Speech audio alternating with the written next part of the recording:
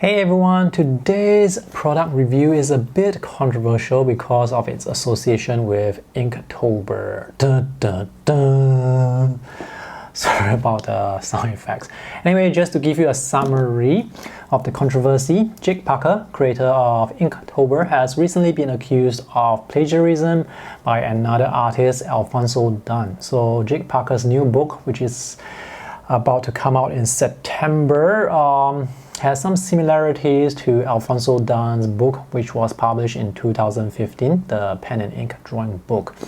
So at the time of this video, the publisher Chronicle Books, they have already held the book release, and DeviantArt, they are not going to be giving out any Inktober awards this year. So that's how controversial the whole situation is, and there are a lot of people talking about whether or not the allegations are true. I don't know if the allegations are true, but I actually wrote about it on my blog, so you can read about that using the link in the video description below. Today's video is actually on the products that are released in association with Inktober.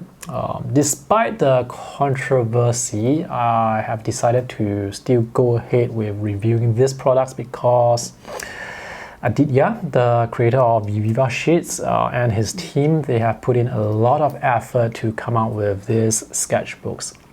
Making a sketchbook is not easy because it's handmade. I have customized some of my sketchbooks before. I have commissioned some people to make sketchbooks for me, so I know the amount of effort that goes into making a sketchbook like this. Sourcing the book, creating the paper, cutting the paper, pasting the paper to the hardboard, and wrapping the cover, and putting the stamp, pasting the envelope, making the rubber band, and then shipping the sketchbook. So there is a lot of work that goes on into making a sketchbook.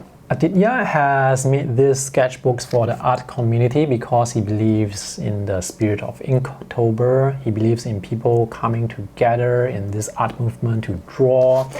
And the sketchbooks have already been made, so it would be a terrible waste to not release it. So yeah, that's why I want to feature them.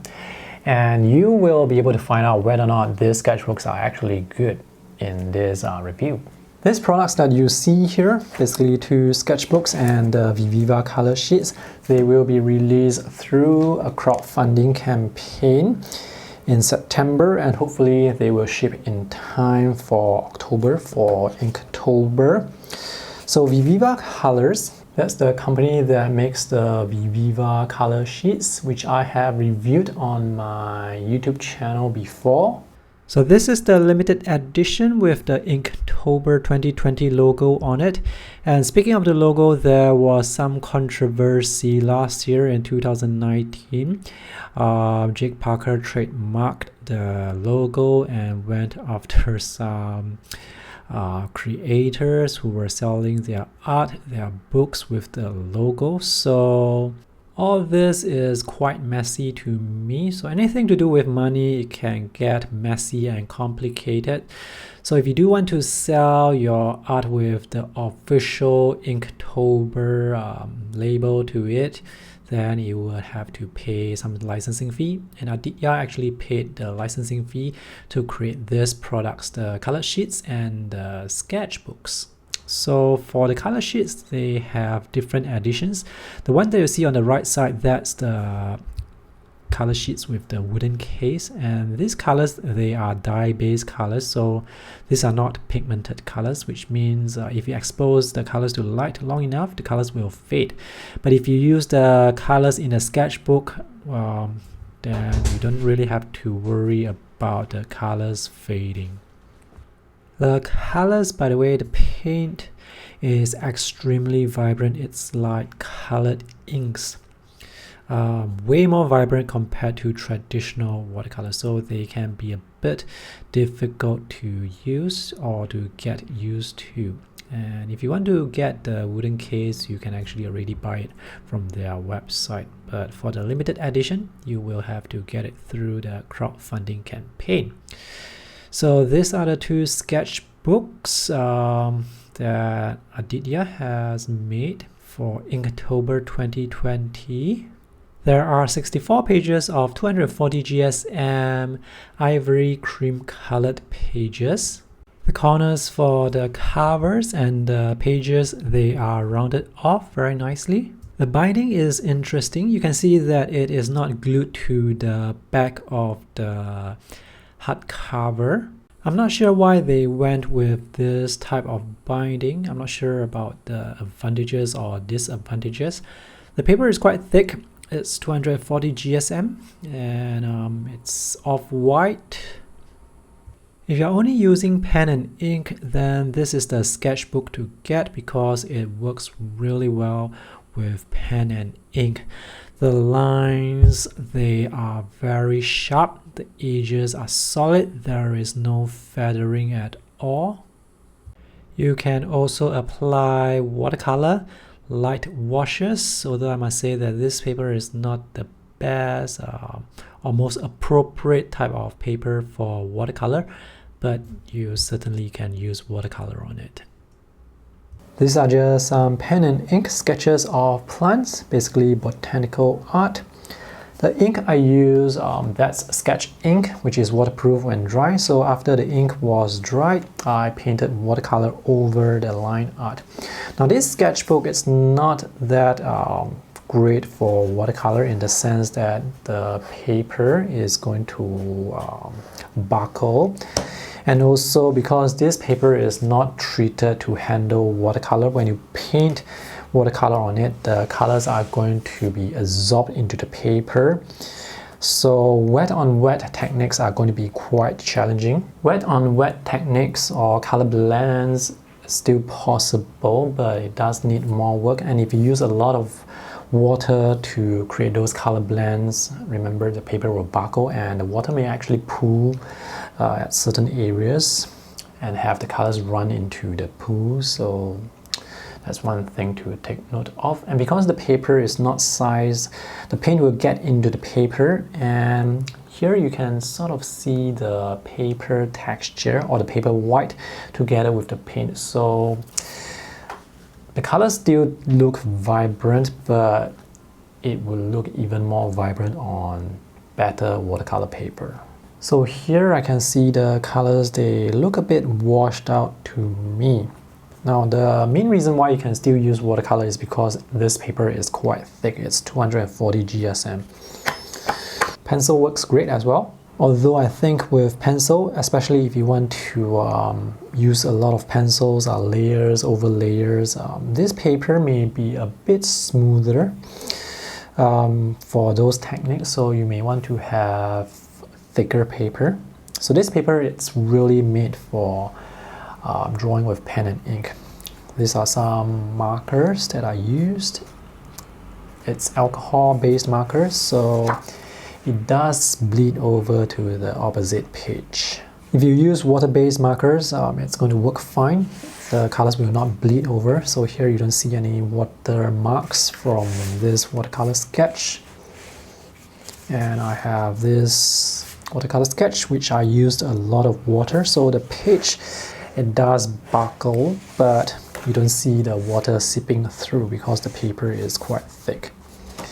And you can see the binding here. I have folded the first few pages because if I were to pull this to make it completely flat, I'm not sure if the binding will be able to hold. But for subsequent pages, you can actually have the sketchbook open flat. And this binding, I'm not exactly sure what sort of glue or binding they have used here. From what I can see, it doesn't use any stitching, so I'm not sure how durable it is, especially when you keep flipping. I'm not sure if the pages will drop out eventually. Hopefully not, otherwise it's obviously not good. On the back cover there is this pocket, and this is the Inktober prompt list, but this is actually just a template. So for the actual product, you'll get the actual prompt list with all the suggestions, and these are the specifications for the paper. So this particular paper is made by Lesabo Design. Aditya told me the binding will last. I guess if you're just drawing pen and ink and you're not painting water into the gutter, it shouldn't affect the gutter or the binding too much. Alright, so this is the one to get if you are drawing only with pen and ink. If you are using watercolor, they have this sketchbook with 100% cotton paper, and this is rag paper. Rag paper is basically handmade paper, and usually they have jagged edges, but here you can see it's cut straight for the sketchbook. And this paper is 300 GSM. This is the cold press texture on it. I did not notice any paper grain, any directional grain or pattern, which is nice. And this paper, it's off-white. So let me compare the color to this white. You can see it's warmer. The binding here is the same as the earlier sketchbook. So you can see this part here, it's not glued to the spine of the hardcover. And again, for the first few pages, you may have to fold it. But for this is the 4th page, you can almost open it completely flat. There is also no stitching here, and the binding, it's quite tight. Even though the binding is tight, you can still have the pages open flat very easily. This is a sketch I painted recently, so the paper is able to handle watercolor quite well. The paper works nicely with pen and ink. There is no feathering with the lines, and the sizing for the watercolor paper, it's nice in the sense that you can use wet on wet techniques. You can have the colors blend and they move. I mean, when the surface is wet, the colors, they move more easily. So it's easier to create smoother color transitions. With the other sketchbook, you can also have those color transitions, but you actually need to use your brush to push the colors around. With the watercolor paper here, you can just put the paint on the paper and the paint will just spread out on its own or move down if the paper is tilted on its own. So it's less work when you're painting watercolor on this paper. Because this is handmade rag paper, sometimes there are some imperfections. Things like this. This page has a lot more blemishes, but that's part of the fun with using handmade paper. And there's a pocket behind the sketchbook as well. Now this pocket is not those pockets where it's actually folded here and you can lift up the pocket. This is a flat pocket, so if you put really tiny items inside, it can be a bit difficult to get those items out because you cannot pull up the pocket.